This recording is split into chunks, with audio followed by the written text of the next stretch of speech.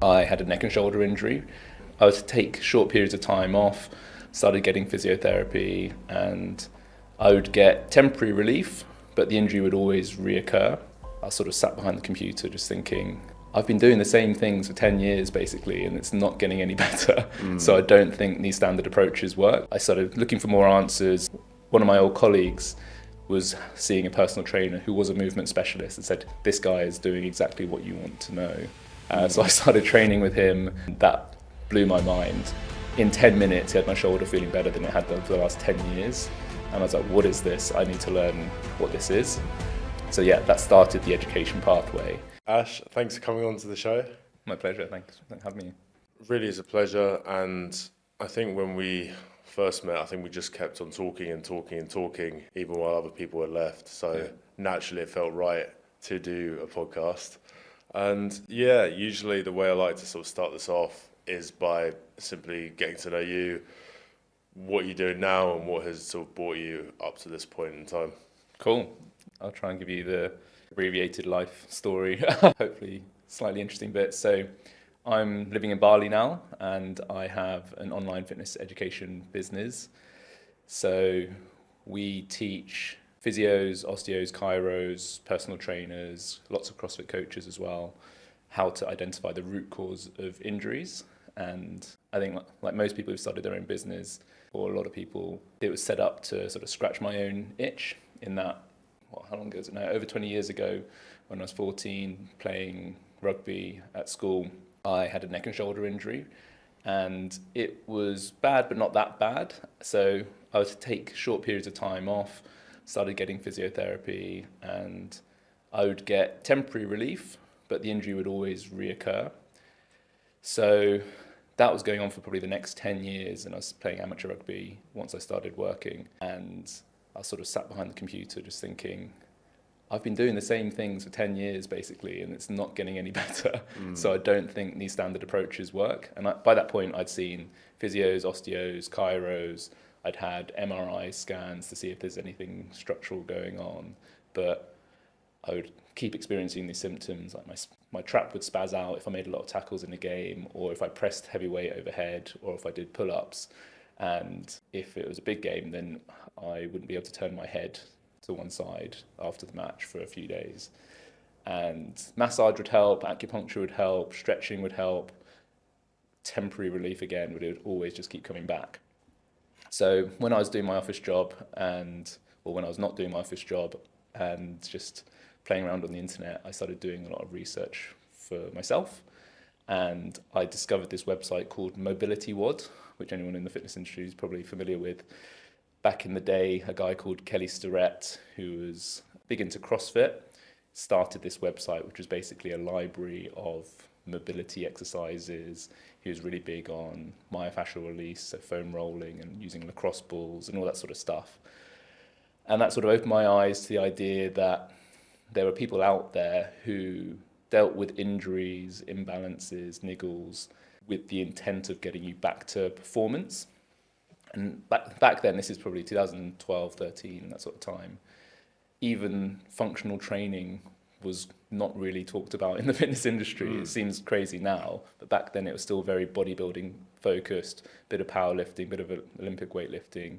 CrossFit was just starting to get known about.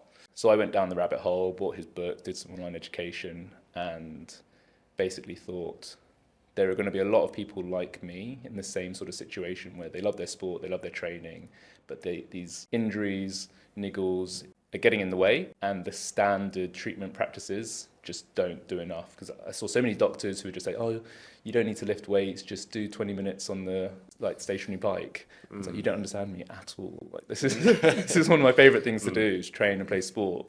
And you're basically saying I shouldn't do the things that I like. And if I'd broken my leg or I'd broken my back, something like that, you're kind of like, okay, if I've broken my neck, broken my back, then I understand why playing rugby might be a bad idea. But I've got kind of a spasm in my neck, it's muscular. The MRI says there's no structural damage. So that seems like massively overkill to say completely change the way you train and play sport.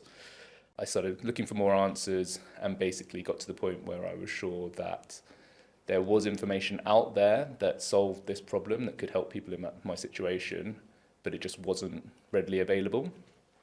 So I just thought there's got to be a business in packaging up that information and disseminating it more effectively. So that sort of led me down a path, getting into the fitness industry, getting qualified in various different fields and disciplines all around biomechanics and addressing human movement, imbalances, corrective exercise, and what we call movement mechanics now. And I started doing it as a personal trainer and as a CrossFit coach, and started doing muscle imbalance assessments. So people would come in and check out the way that they moved. Sorry, need to rewind a little bit. Big piece before that was meeting movement specialists. So one of my old colleagues was seeing a personal trainer who was a movement specialist and said, this guy is doing exactly what you want to know. So I started training with him and did an informal mentorship with him and his business partner. And that blew my mind, because it was better than I thought it would be when I met somebody like that. It's just crazy, weird exercises, but the way my body felt, it was like the muscles that weren't working for years suddenly started working. Wow. The muscles that were tight suddenly relaxed, all like super quick. Like I tell the story, in 10 minutes, he had my shoulder feeling better than it had done for the last 10 years. And I was like, what is this? I need to learn what this is. So that started the education pathway. And so then I started doing that for myself, one-on-one with my clients. And my first job in fitness was in a CrossFit gym. So I started working with lots of CrossFitters, managed to work with a few relatively high-profile athletes. And that sort of built a bit of a reputation in London for helping CrossFitters move better and address their chronic injuries. And whilst I was doing that, because a lot of my clients were coaches themselves, some of them eventually started asking me, how did I learn this? Could I teach them? And so some of them, similar to how I learnt, some of them I would PT and then teach them the hows and the whys of what we were doing. And so I sort of informally mentored a few PTs and coaches. And then in 2020, when we were locked down, I actually started a podcast with my good mate Rob and started talking about lots of stuff like this as well. And a couple of people, one in Pakistan and one in Ireland, reached out basically to say, I love the way you describe things. I'd love to learn from you. Do you have any education available? And so that was the point when I decided to consolidate the learnings into a nice structured mentorship journey. And that's the beginning of the training stimulus, the business now. There's so much to unpack there, right? What really intrigued me was this idea that you were frustrated that there wasn't a permanent solution to your problems, right? It was always temporary fixes and that type of thing.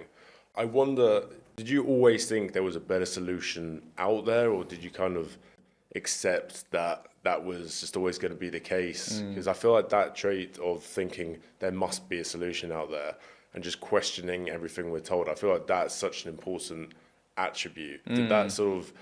Did you always have that, or did you just stumble upon it by accident? Good question. I think I had that in most areas of life at various stages, but definitely at the start of the injury, I didn't question anything. I was like, doctors, they're experts, physios, they're experts, just do what they tell you. And I think I knew it wasn't really working because it was coming back. And the first couple of times I might not have been super diligent with my rehab exercises, doing my stretches and stuff. But then after it reoccurred a couple of times, I actually want to get rid of this now. So I would be militant with doing exactly what they prescribed me. And I could almost feel it through some of the exercises of my body doesn't want to do this. So I'm sort of yanking on this tight trap and it just doesn't want to let go. And it becomes a bit of a tug of war. And I think that sowed a seed in my mind of maybe this isn't the right approach because we've done it so many times now and it's not solved it for good. And then through school and uni, there was a part of me that quite liked seeing the physio because it makes you feel like a high-level sportsman because you're like, oh yeah, I'm playing rugby, I'm going to see the physio, staying on top of my injuries. And because I was never out for that long, it might have been 1 or 2 matches maximum, and then I was sort of able to play again. It wasn't enough frustration or pain to really challenge it. But then once I started full-time work, and I was sat behind the computer, I think I had more time to think about it and just reflect on, hang on a minute, this has been the same for over 10 years now. Something needs to change. Yeah, it's always when we have these periods of reflection, we realise something needs to change, right? I think for a lot of guests in the past, it's been like COVID lockdown. Suddenly we're not distracted by shit, and now we can actually reassess our situation. I find that quite intriguing your end because you just kind of like accept how things are, and when you're in the routine, right, you accept, okay, this isn't happening, and then it took that moment of actually reflection. So I just wonder how sort of people listening can sort of have that, right, aha moment. Is it just being intentional about having space to maybe do nothing, perhaps, or Yeah, I think that helps everything, to be honest. Like, have a bit more empty space to just process your thoughts. It reminds me of a bit, I think Chris Williamson said, where if your situation is bad but not that bad, it's actually worse than if it's really bad, because then you do something about it. And Yes. if my shoulder injury was worse, then I might have done something about it sooner. But because it wasn't that bad, that's probably what let it linger for about 10 years. So in terms of actionable advice, I guess the really bad stuff will make itself known, and all time Yeah. will make it worse. So Well, it's funny because it's only when we sort of hit rock bottom that we actually decide to do something. We don't really, I think a lot of the time, we don't really seek to become better or look for something better. We kind of just end up being content. And I do question, I think we're talking about these smaller or medium things, right? But I actually think in the large scheme of life, how many times can we think, right, there is this goal or dream I want to achieve, but, I'm kind of, it's not that bad, it's like I get to hang out with my mates on the weekend. I have a consistent source of income. yeah, Okay, rent's a bit high, but yeah, I can pay my rent, it's not that bad. yeah. And I just think that keeps us comfortable, right? I think, Yeah. don't get me wrong, I think you could be very happy with that, but how many people are truly, truly happy with their situation and don't do anything about it, right? Totally. Yeah, it's something I think about a lot, is the balance between building in discomfort and dissatisfaction to inspire action versus just chilling, being content and grateful. And you listen to a lot of inspirational speakers, there's this contrast between the real hard-nosed, like, don't settle, never be happy with your situation, you should always be striving for more, versus just be present, accept the now and enjoy the now. And they are slightly at odds. And I think the trap that I find it easy to fall into is the people we look up to or we put on a pedestal as successful, they're usually coming from a lot of pain at some point earlier in their lives, which is the fuel that gets them to those sort of astronomical levels of success, but usually in one dimension at the expense of other dimensions. So people who are really successful in sport or business quite often have terrible family lives or mental health. And yeah, it's almost a question of like, how successful do you want to be in each dimension of your life? And what are you willing to pay for it in the other dimensions? There's of your always a life? trade-off, right? They're always trading off something for everything, right? Yeah. I think if it's spending more time on your business, perhaps it's going to be sleep that you Yeah. neglect, or that's just one example, but relationships is one Yeah. as well. I wonder, because you've built your own business, right? And from the outside looking in, it looks very successful and that type of thing, right? So it's easy for me to think, oh, wow, okay, well, you've built this amazing life, and just see that. What haven't people seen behind the scenes that's led up to that moment? Was there, I'd love to know maybe the motivations for that and what sort of kept you motivated to keep building that, but then also, how that journey has been and the ups and downs that has come with it. Yeah, great question. It's like, yeah, it's never what it seems from the outside. I think there's obviously a lot of work and stress and highs and lows behind the scenes and just grinding. I remember, so during lockdown, spending hours and hours and hours recording mentorship content. And don't get me wrong, it's not like I'm breaking my back in a coal mine or something, but there is an element of making yourself do stuff you don't want to do in enough volume to create something. So, if you want to create a big educational piece online, it does take a long time to plan out, prepare all the materials, record it all, and just saying it out loud, I sound like an absolute wet blanket. But there's a lot of times when you don't know if it's going to pay off, and you're pouring hours into something that you hope will end up bearing fruit, but there's no guarantee. So there's an element of slightly blind faith. And it's interesting you say, like, stay motivated. Motivation definitely has fluctuated a lot, and trying to maintain a constant level of service and output around that is a challenge in itself. But the thing that's always back of my mind relating to the last point is how do I want to grow the business? Because I'm pretty sure it's not just to make as much money as possible as soon as possible. And when you're working for yourself, your inputs closely correlate to the outputs, and your inputs have an opportunity cost, like you say. So the more I work in the business, the less energy I have for my social life, for my training, for the other things I like to do with my time. And it feels like once I got to a comfortable level where the business is doing okay, to grow it to the next level requires another level up of input and effort. So the question then becomes, is it worth it? Like, for what I need to do to grow the business to the next level, the cost I'm going to have to pay might be, I don't get to see my friends and family as much. I don't get to train as much. In lockdown, I noticed when the world came back online after lockdown, my capacity for everything just dropped slightly because I was just putting more eggs in different baskets. And that sort of made me more aware of how finite my budget for doing things and progressing things. I can't be pushing my training to the max and aggressively growing the business and seeing my friends as much as I want to and whatever else.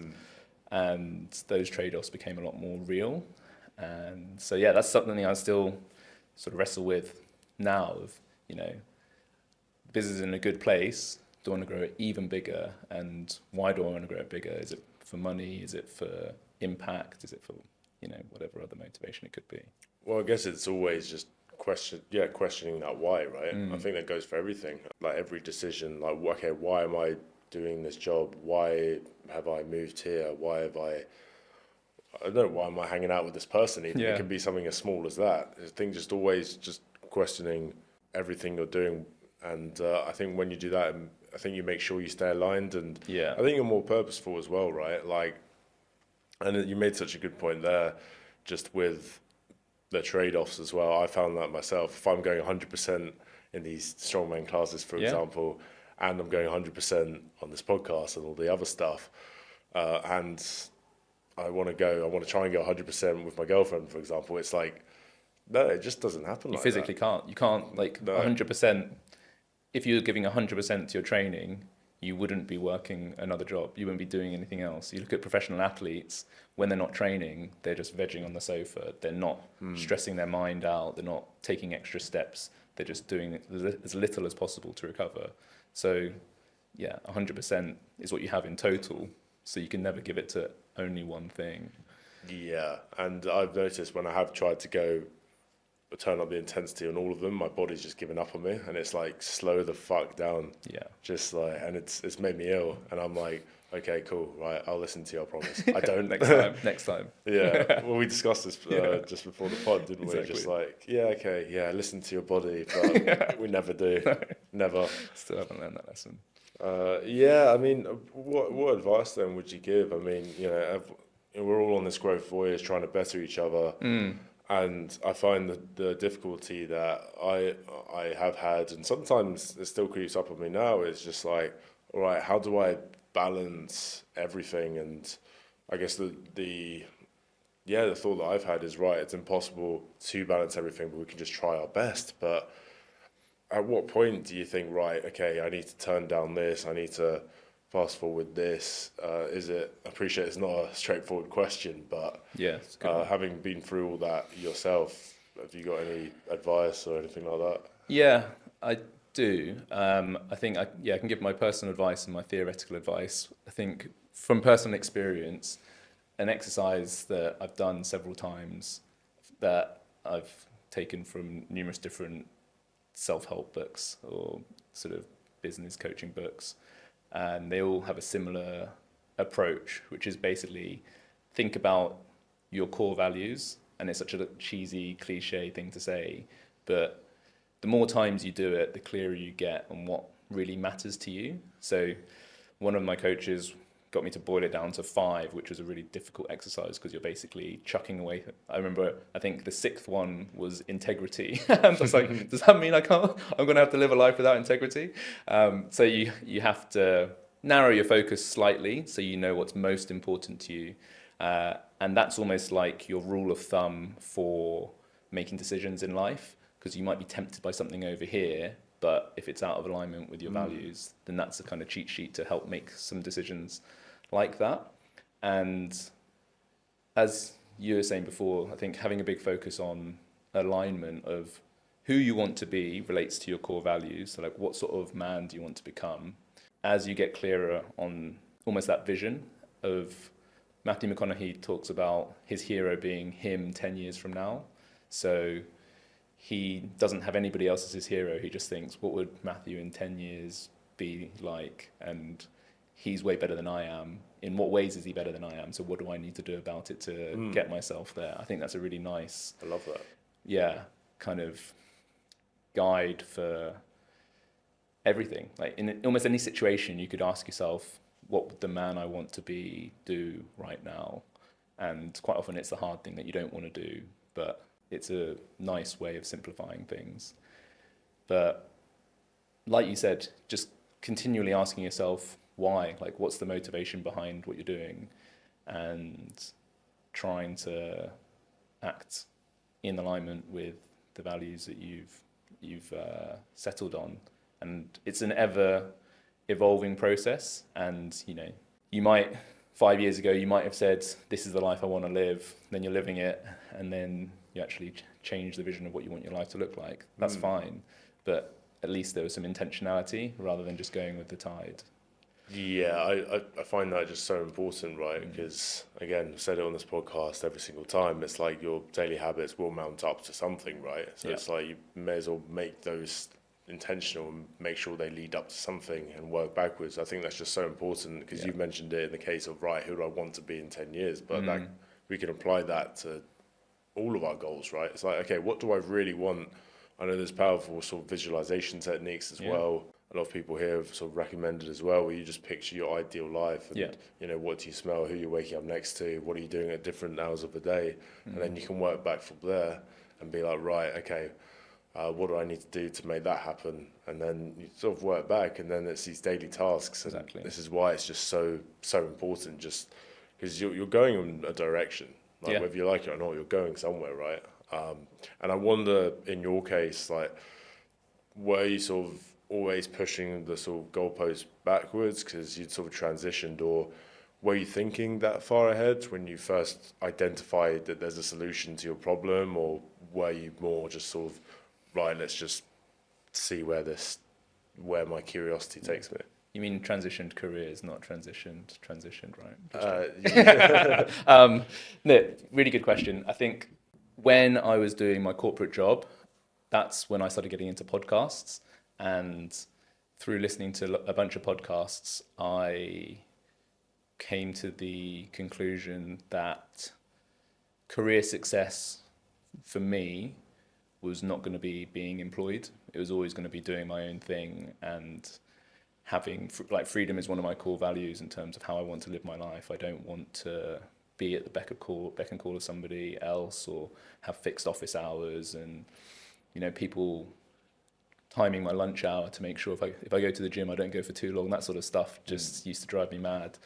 So I kind of piece by piece assembled this idea of what I think a good life would look like.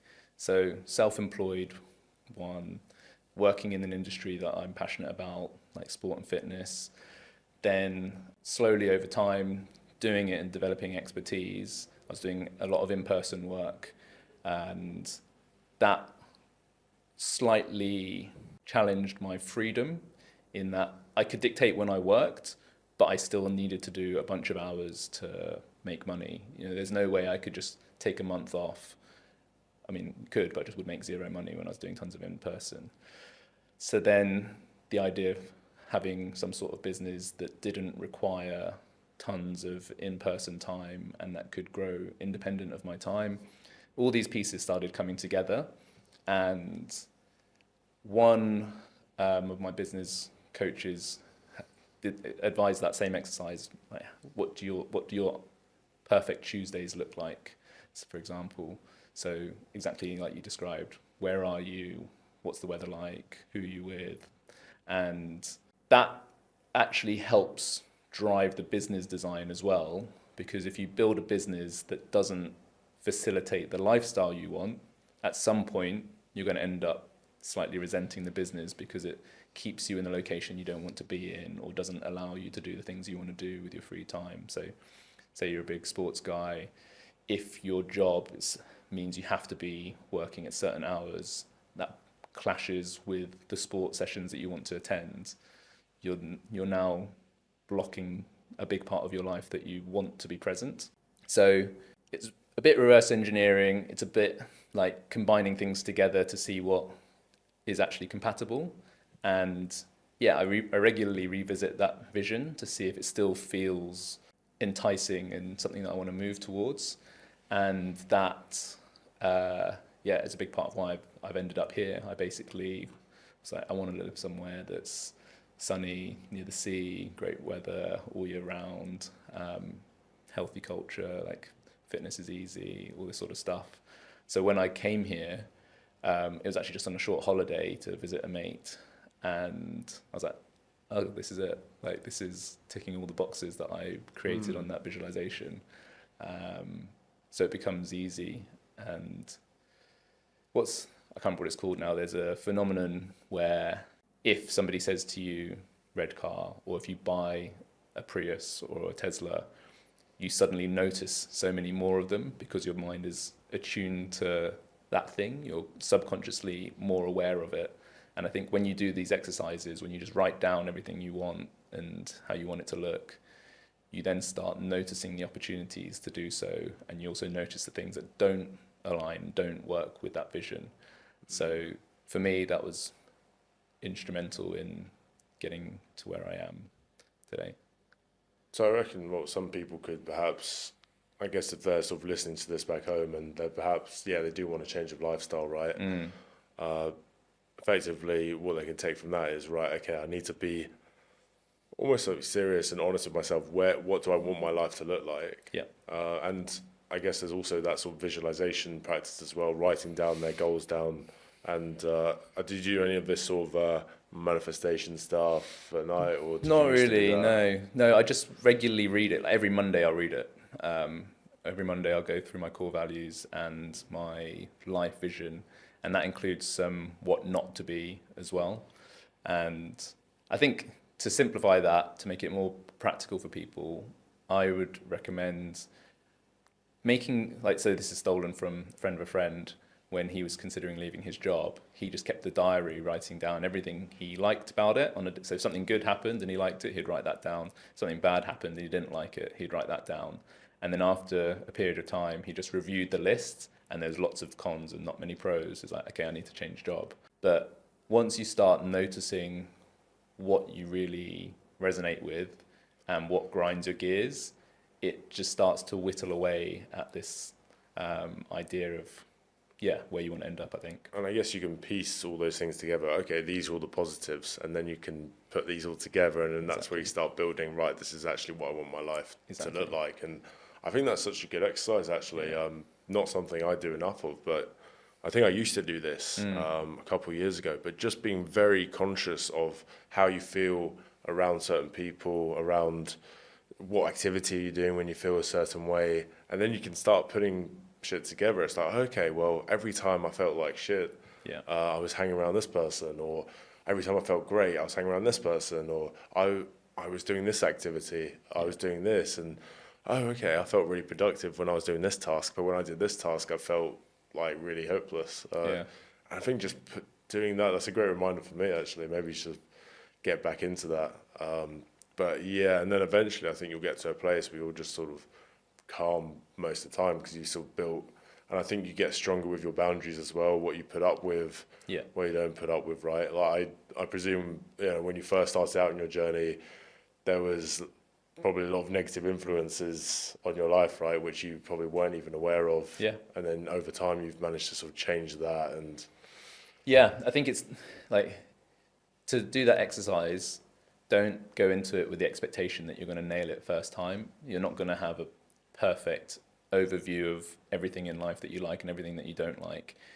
It's definitely been piece by piece. And like I say, it's constantly evolving. So if I'm reading through something on a Monday morning and it doesn't resonate anymore, or it doesn't sound quite right, or there's something I want to add in, then I do. So it's not like it's been fixed for years. There's a lot of it that's stayed the same, but some small bits have tweaked. And it can be as subtle as you go on a holiday and you start surfing. You're like, I want to go somewhere where I can surf. Like, that's going to be a big part of my life.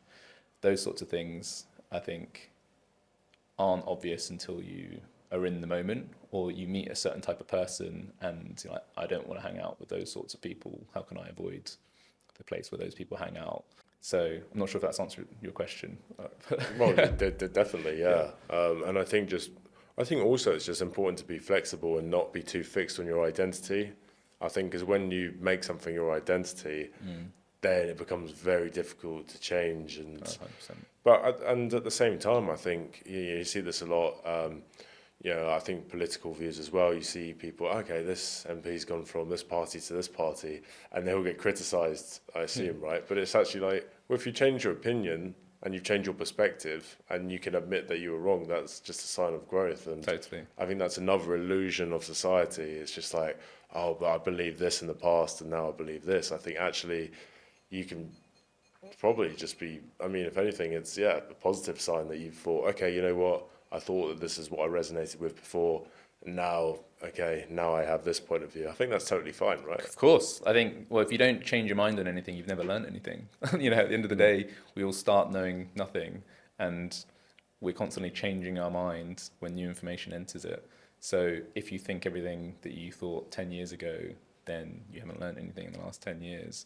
And you can take on information, you can develop skills without necessarily new points of view, but I think you should always be updating your worldview and your outlook based on how the world's changing, at least. Like, the world is constantly changing, so your perspective has to as well. Yeah, I mean, that's why sort of society's changed so much over the years. We've kind of like developed in one way or the other, right? And yeah, it's funny you mentioned one thing I could think of as well is just this perception of sort of your ego and thinking that you do have all the answers, right? I think it's so easy for us to think, I know how to do this, I know how to do that.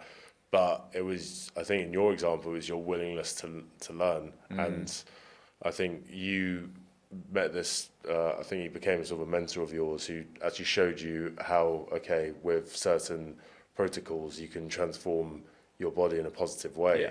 And I think you just sort of putting yourself out there and like being open to learning, I think that cannot be underestimated. I think just being out there and being willing to learn and just knowing that, okay, I don't know it all. And then also the second part of that is just seeking people who know more than you do. Yeah. I think that's actually so important, because if you hadn't have done that, then you wouldn't have gone onto your journey. And now it seems you're doing the same with other people, right? Yeah, totally. I think it's one of those very often espoused like sound bites that you can shortcut your education by paying somebody and seeking out mentors, but I 100% buy into it. Obviously, like, my business is based around it, but it's the internet education revolution basically means that you can access almost anybody in the world. So you can get super niche. You can get somebody to teach you the most specific thing possible, and their unique life experiences and career path have led them to be an expert in solving this specific problem.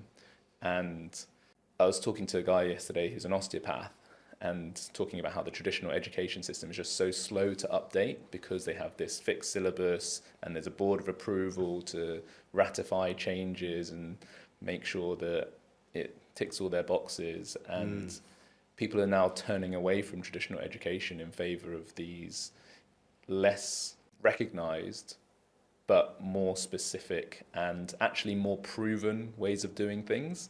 So you can see somebody online has a bunch of testimonials from people just like you doing the thing that you want to do. You're like, well, that's solving my problem. I want that specific solution to my problem because I've got a high degree of confidence it works. Whereas, say you go to uni and you do sports science or something like that, you're going to learn a bunch of shit you'll never use again for the rest of your life in whatever job you do. Unless you're becoming a sports science professor and you're teaching the same course that you learn, you're never going to use 100% of that material. So you can get a much better return on your time and money invested by actually being very specific with what you want to learn. So I think that's just going to be the trend going forwards, is actually more and more narrow pieces of education so that people can assemble like a patchwork quilt of skills that suits what they want to do versus just get these arbitrary qualifications where there's so much fluff you'll never use. Okay. Yeah, and it just kind of makes everything more efficient as well, right? Like Totally. if you're going in and you're going after this niche, you're learning, like you said, it's just going to be better optimized and you're going to look for something. I know there was the book I read was The Art of Impossible, and they talk about sort of, finding something that you're sort of super passionate about. I mean, the whole book basically talks about like efficiency and the state of flow and that type of thing. But then they talk about finding these niches and how, like, you list, right, I think it's like 20 things that say that your questions that you'd like to see answered. And then what you do is that you take two questions and then you combine them. And before that, obviously, you go into your different subtopics and stuff. But and then the more niche you go, then you can dedicate a lot of time to figuring out the answer or reading books about the subject, and then eventually you're going to become more and more versed in it. That just makes sense to me. Totally. And it's I can't remember who said it now, but there's a bit from a podcast I heard where they're talking about how to become irreplaceable. I think it was Naval. And if you're amazing at one thing, you're competing with all the other people that specialize in that one thing. So to get to the top of that hierarchy is very, very difficult. Whereas if you do two things, you're immediately cutting out a lot of people because there might be a unique combination of your two skills. So it narrows the field. So you're actually only competing against people who have both those skill sets. So the more strings to your bow, the less competition there actually is for you to be the best at applying that combination of skills. And it's something I've seen in my business, in that I started off, and most of my students were either a personal trainer or an osteopath, or like single qualification people.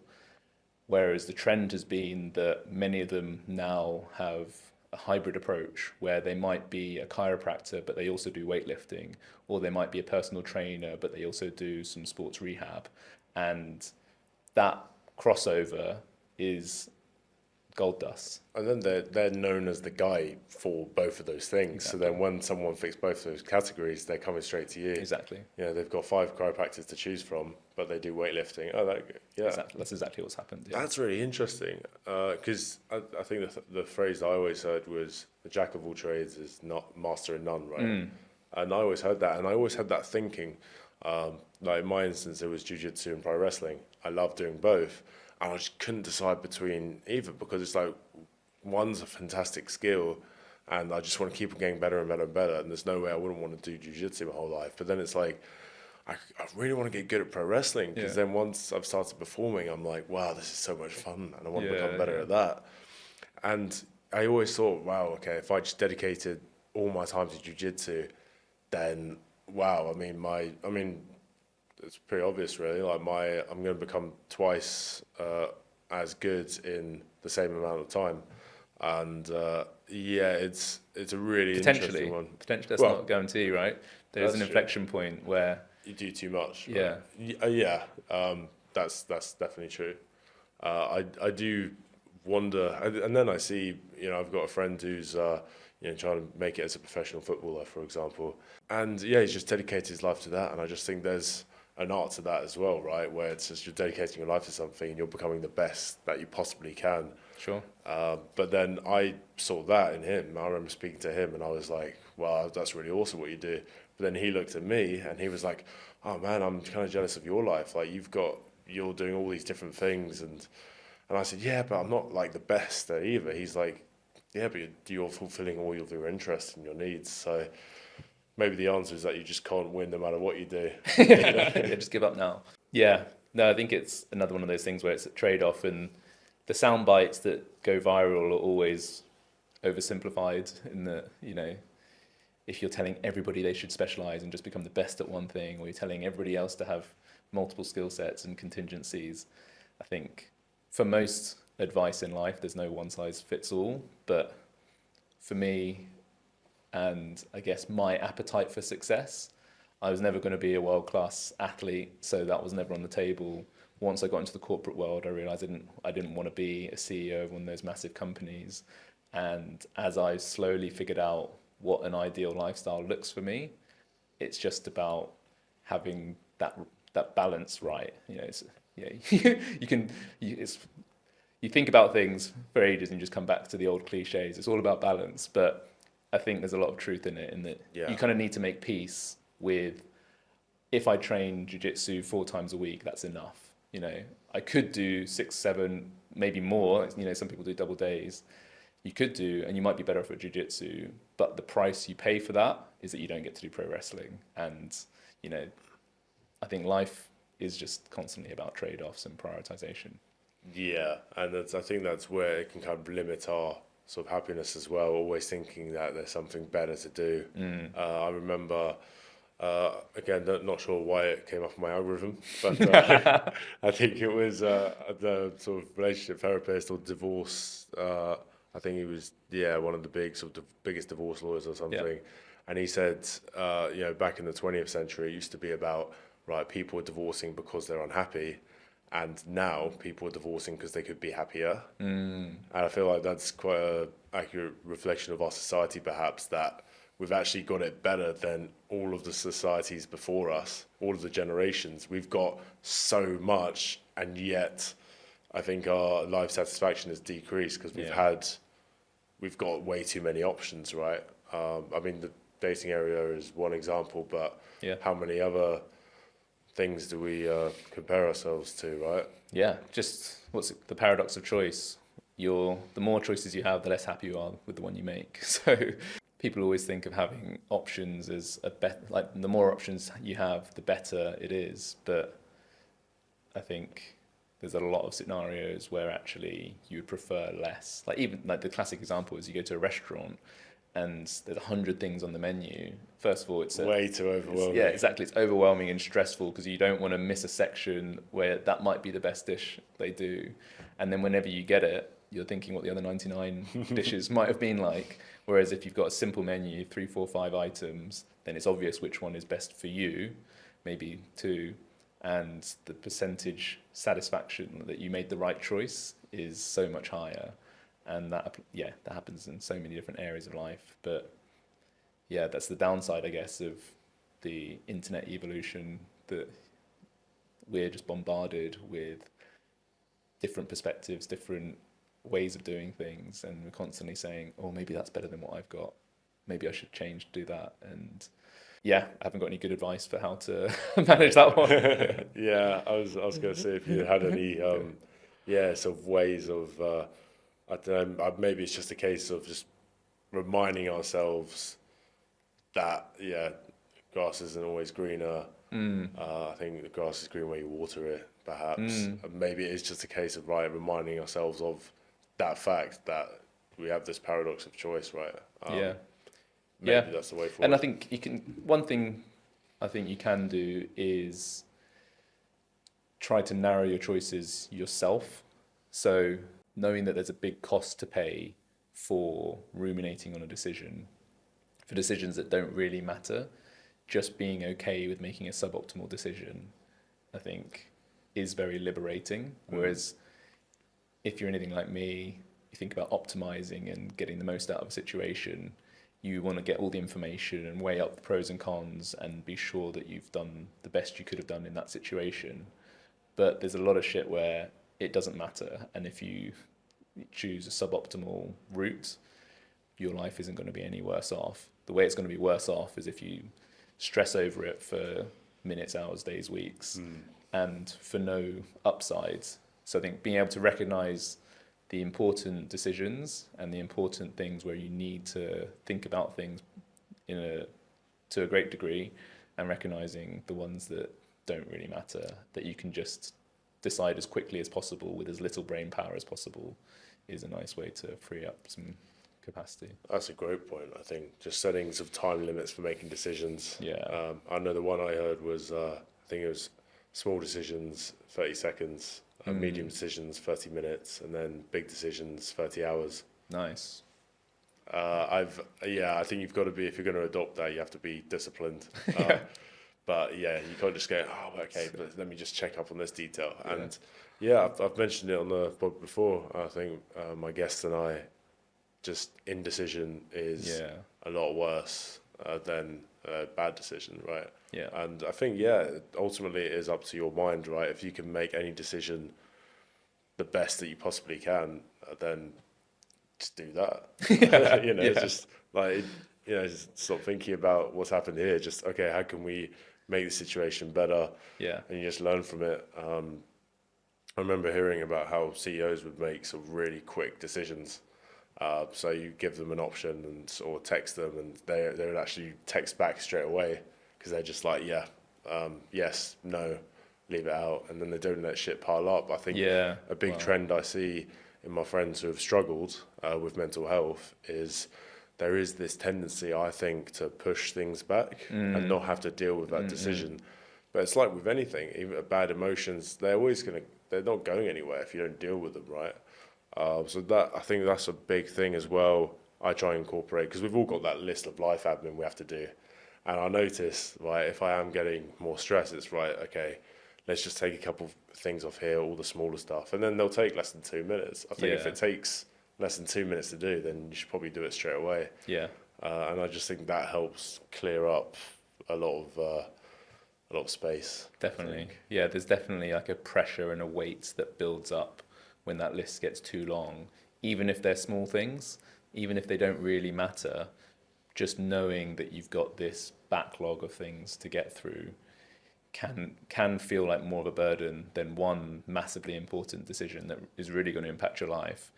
And having the awareness to recognize that that's what's really going on, and you can just rattle through these decisions. It doesn't really matter what they are, or they just need to get done in some way. I think that's very freeing to headspace and general contentedness. Sure. I also wonder, on the subject of sort of make decisions and that type of thing. I know you're in a relationship yourself, right? I wonder how when you are so driven and you are working for yourself, how do you balance that and also trying to be the best partner possible? Because that's been something obviously I've tried to battle with myself. Just wonder if you had any ways in which you've managed that. Yeah, hasn't been too difficult for me so far, touch wood. I think one of the big multipliers is that freedom piece, in that because I work for myself and I can structure my working day however I like, and I can give myself days off whenever I like, that makes having a relationship much easier, because I'm very flexible, and I can, if I want to book a little staycation weekend somewhere, I can work harder in the week leading up to that, or I can work harder in the week after that, and I can make arrangements to make that work.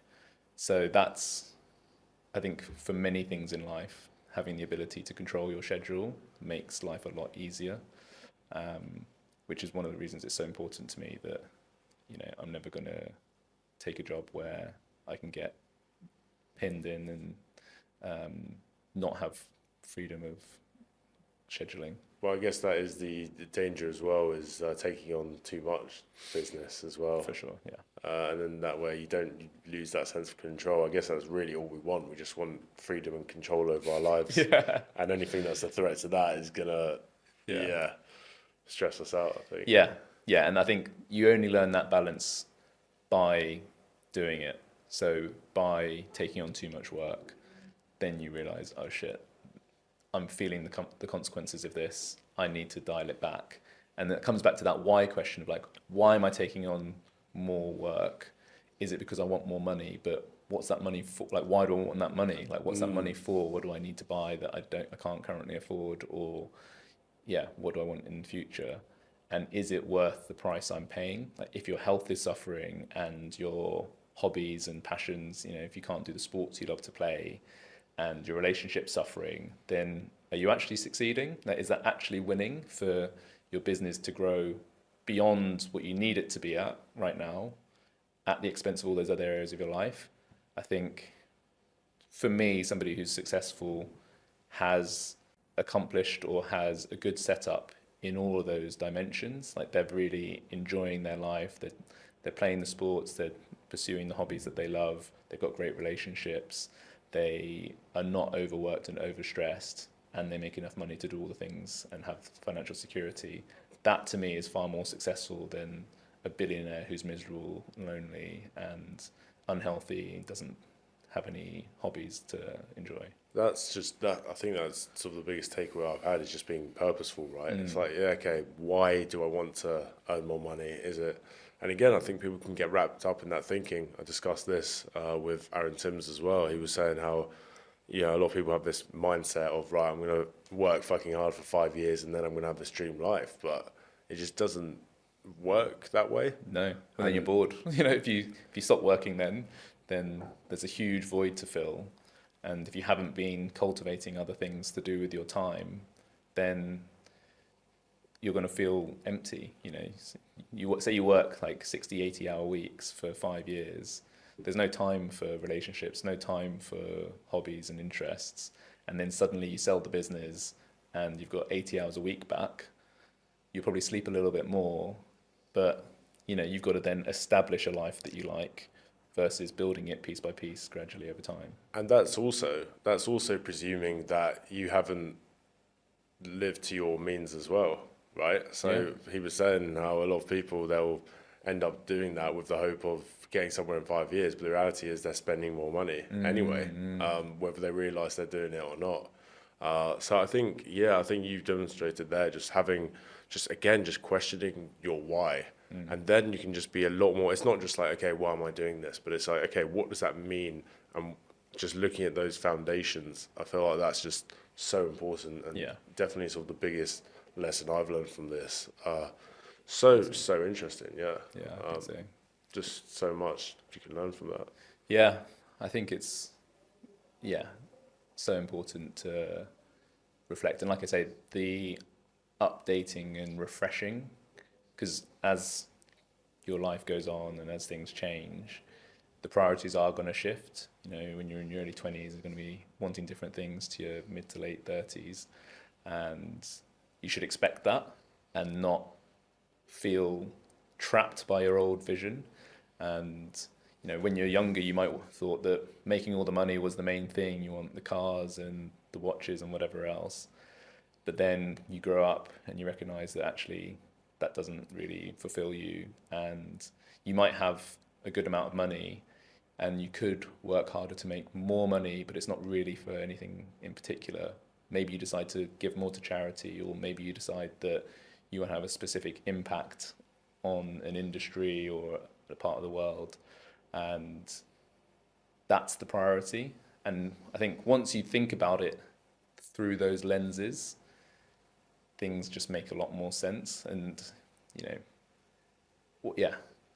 if you're just always chasing something like money, you get to a point where there's no benefit to that extra income. So yeah, and I think it's important on that note as well. A lot of people think, but I wasted all this time focusing on money or with these old values. But the reality is, all of those experiences have shaped your thinking today, right? Yeah. So I think that's so important because a lot of people think they've fucking wasted time, and they're still young, and I think that's crucial because it's like, no, it hasn't been a waste of time because chances are, at the very least, you've learned something about yourself. Yeah. Okay, you needed to go through that to figure out what you really wanted, and also like I'm sure there's been so many other micro skills as well you've learned along the way. Whether it's social skills or whether it's in addition to figuring out what you truly want, but there's always going to be something that you've learned and connections you've made along the way and that type of thing. And there's always transferable skills as well, right? Completely. Yeah, and I think some lessons just take a while to learn. Like my shoulder injury, if it had been more damaging and stopped me playing sports, it actually probably would not have been the experience that led me to try and solve the problem. So the fact that it was spread out over 10 years is what it took for me to actually act on it. Whereas had it been a more, a shorter experience, then maybe it wouldn't have given me I might have just given up on sports and, not gone down the path. So I think when you think about wasting time, sometimes the duration and the frustration is part of the learning, and that can't be rushed. Sure. Yeah. That's super important, and just so much, so much wisdom. It's just awesome speaking to you. Like on that growth voyage, but has gone through quite a lot already, and like being able to sort of offer that sort of perspective, and it's just really awesome. So thank you so much for your time. My pleasure. Ash, where can people find you if they're looking to maybe just have a chat, or perhaps they're just looking for some sort of mentorship, guidance in their own sort of coaching journey? Sure. So easiest way to send me a message would be on Instagram. So my Instagram is ashgrossman.coach.